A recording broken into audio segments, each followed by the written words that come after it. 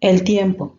Exposición de la clase de Lenguaje y Narrativa Audiovisual de la Unidad Académica Multidisciplinaria de Vallehermoso, clase del profesor Arturo Durán Benavides. El tiempo. Se considera un eje fundamental en el universo diegético. Se especifican tres tipos de tiempos en la narración: el tiempo del relato, o también conocido como el tiempo de los personajes, el tiempo de la escritura, o el de la enunciación, y el tiempo de la lectura. Tiempo de la narración. Se define como la relación temporal de la narración con la supuesta ocurrencia del evento. Se divide en narración ulterior. Este es el acto narrativo que se sitúa en una posición de posterioridad respecto a la historia. Narración anterior. Es el acto narrativo de anteceder a la ocurrencia de los eventos a los que se refiere. Narración intercalada. Este acto no espera a la conclusión de la historia, sino que fragmenta la narración en etapas interpuestas. Narración simultánea. Este tipo de narración coincide con el tiempo en el que transcurre la historia. El orden temporal. Para estudiar este punto es necesario comprender el término anacronías.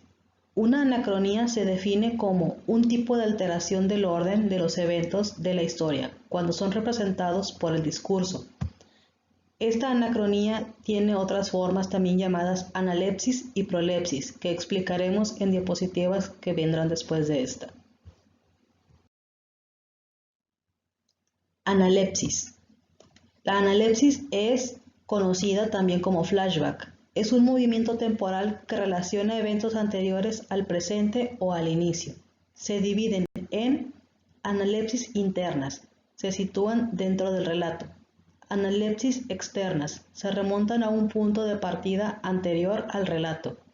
Analepsis mixtas, comienzan antes del relato principal, pero su duración abarca hasta la historia. Las analepsis se clasifican en analepsis internas heterodiegéticas. El contenido de la analepsis no se identifica temáticamente con el momento de la acción del relato primero. Analepsis internas homodiegéticas. El contenido de la analepsis coincide con el del relato base. Analepsis internas homodiegéticas completivas. Se utilizan para llenar vacíos del relato cuya narración fue omitida en el momento oportuno y luego se han recuperado para facilitar información importante. Analepsis internas homodiegéticas iterativas. No tienen como objetivo la recuperación de un hecho singular, sino que remiten a acontecimientos o segmentos temporales que son semejantes a otros ya contenidos en el relato. Y finalmente, la analepsis internas homodiegéticas repetitivas. El relato se vuelve sobre sí mismo de un modo explícito y alude a su propio pasado. Prolepsis. Es todo movimiento de anticipación por el discurso de eventos cuya ocurrencia en la historia es posterior al presente de la acción.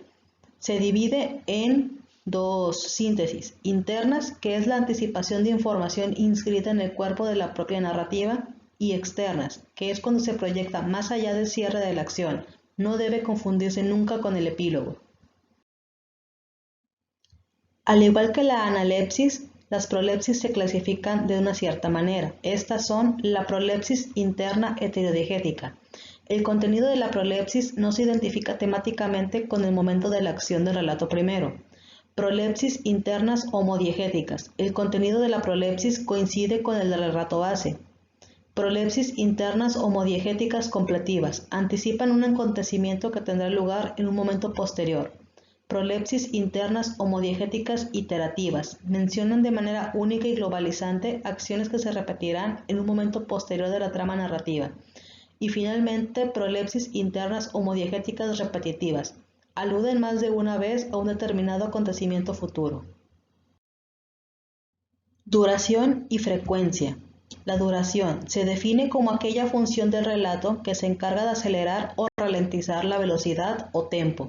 Se compone de 5 movimientos que regulan el ritmo narrativo, los cuales son elipsis, sumario, escena, pausa y digresión reflexiva, los cuales explicaremos más adelante. Elipsis. Es una figura de aceleramiento y puede ser determinada o indeterminada. Puede ser explícita cuando cuenta con signos en el texto e implícitas cuando no existen indicios textuales y el lector ha de inferir su presencia. Sumario. Otra figura de aceleración. A diferencia de la elipsis, el material de la historia sí pasa al relato. Escena. Encarna la igualdad o isocronía entre la duración de la historia y el relato. Pausa. Es el procedimiento privilegiado para la ralentización del relato. Y finalmente la digresión reflexiva. Constituye el segundo procedimiento para el remansamiento de la acción. Frecuencia. Es el número de veces que un determinado acontecimiento ocurre en la historia. Se divide en tres posibilidades. Relato singulativo. Se produce cuando tiene lugar el pleno ajuste entre historia y relato, en cuanto al número de veces que se produce.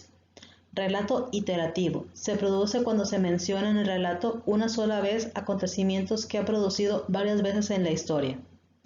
Y finalmente, el relato repetitivo. Es aquel que reproduce un número variable de veces un acontecimiento que ha ocurrido una sola vez en la historia. Con esto concluimos el tema de el tiempo en la narración. Muchas gracias.